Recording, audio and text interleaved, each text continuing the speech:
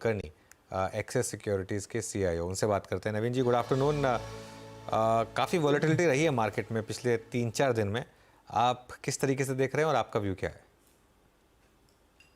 जहाँ तक मार्केट की वोलेटिलिटी का सवाल है, आप अगर मूवमेंट्स देखेंगे, थोड़ा सा लॉन्ग टर्म देखेंगे, तो मार्केट वोलेटिलिटी अभी भी काफी अपने लॉन्ग टर्म ट्रेंड से नीचे है, राइट? तो मार्केट एक्चुअली बहुत ज्यादा स्पूक नहीं किया है, मतलब मार्केट में पैनिक मोड तो बिल्कुल भी अभी तक नहीं आया है, जबकि इंट्राडे मूवमेंट्स और movement on a few days थोड़ा सा ज्यादा रहा, लेकिन मार्केट रिकवर भी करता है उसके बाद। So overall at this level मेरा ये मानना है कि थोड़ा सा कॉशन रखना चाहिए। प्राइमरली इसके दो कारण हैं।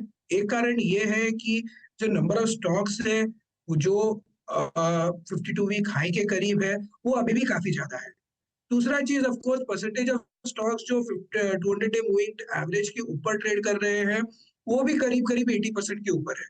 तो ये दो टेक्निकल इंडिकेटर्स है जो हमें कॉशियस व्यू दे रहे हैं।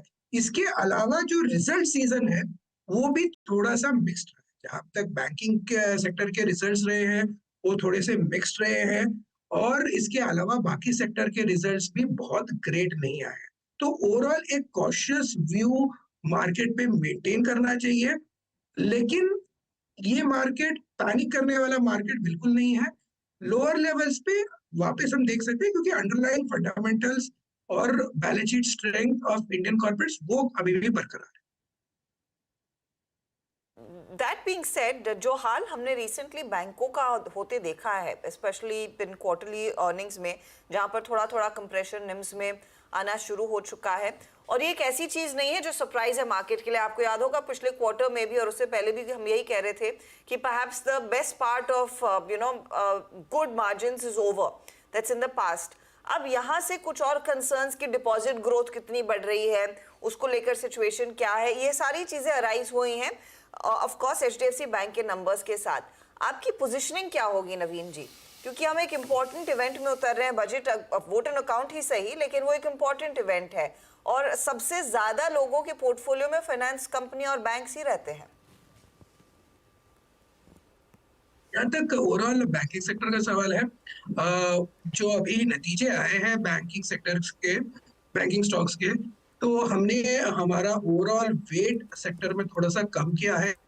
ओवरऑल हमारा वेट थोड़ा सा अंडरवेट ही था कंपेयर टू इंडेक्स, क्योंकि इंडेक्स में बीएफएसआई का वेट बहुत ज्यादा है, तो उस हिसाब से हमारा वेट थोड़ा कम ही था।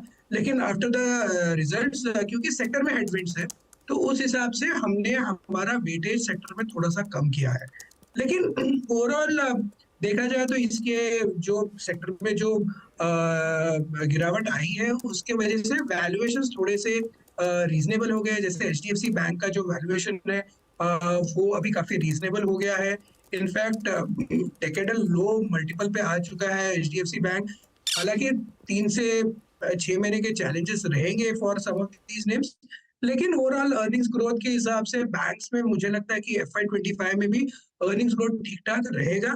चैलेंजेस थोड़े हैं, लेकिन ये लेवल से थोड़ा थोड़ा देखना चाहिए, एंड बाय ऑन डिप्स की स्ट्रेटजी यहाँ पे भी बैंक्स में रख सकते हैं।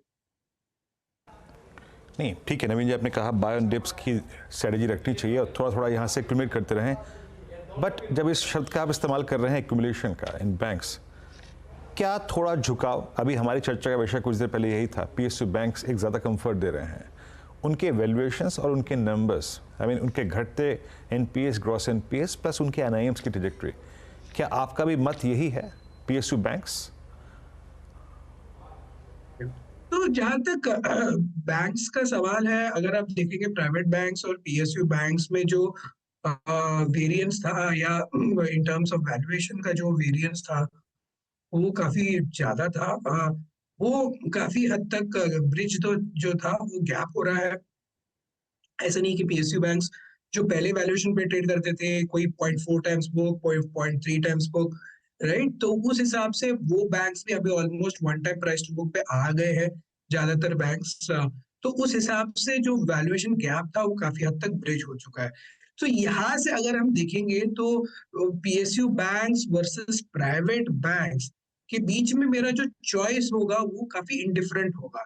इन द सेंस मैं एक सेक्टर को दूसरे सेक्टर के ऊपर बहुत ज्यादा ओवरवेलमिंग मेजॉरिटी से पिक नहीं करूंगा। मेरा focus will be stock specific. अगर मैं एचडीएफसी बैंक देखूंगा तो एट दीज लेवल्स मुझे अट्रैक्टिव लगता है compare to let's say a bank of Baroda. अगर मैं सब ब्रॉडली अगर एक थीसिस बनाना चाहूँ तो, राइट। बट ओवरऑल मैं ये बोलना चाहूंगा कि from it will vary from bank to bank, right. लेकिन PSU banks per se will not be a overwhelming choice for me at this juncture.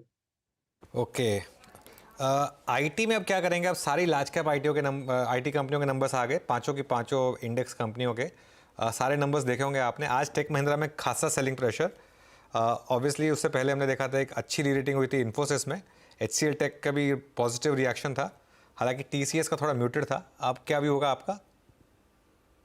जहाँ तक आईटी सेक्टर का सवाल है, इंटरेस्टिंगली ये क्वार्टर के नंबर्स जो आईटी कंपनीज ने इन लाइन दिए हैं वो नंबर्स को काफी मार्केट ने चीयर किया है, क्योंकि ज्यादातर इन्वेस्टर्स आईटी सेक्टर में अंडरवेट रहे।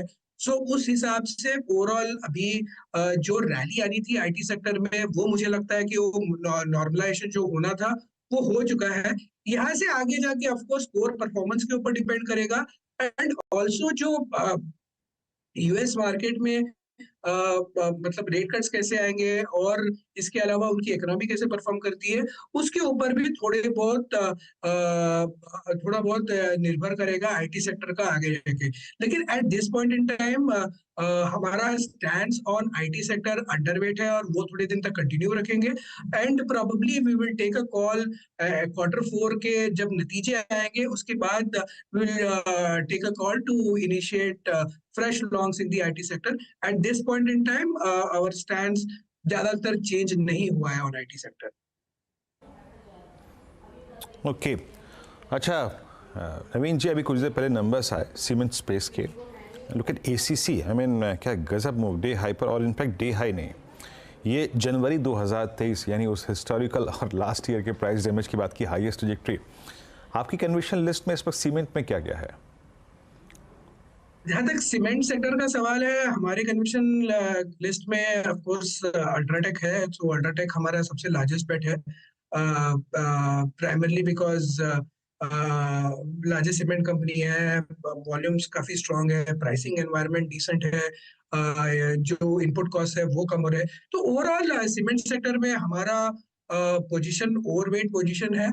और इसके अलावा इन जनरल सीमेंट सेक्टर में 2024 should continue to be a good year, क्योंकि बहुत सारे जो पॉजिटिव फैक्टर्स हैं, जो मतलब स्प्रेड्स की बात की जाए, वॉल्यूम ग्रोथ की बात की जाए, वैल्यूएशन में बहुत ज्यादा चैलेंज नहीं है। सो बहुत सारे पॉजिटिव्स हैं जो सीमेंट सेक्टर के पास है, जिसकी वजह से इस सेक्टर में ओवरवेट रहना या सेक्टर में एलोकेशन करने में मतलब प्रॉफिट मिलने की संभावना काफी ज्यादा है। नवीन जी बहुत बहुत शुक्रिया आज हमारे साथ जुड़ने के लिए, हमसे बात करने के लिए। मीनवाइल मार्केट में एक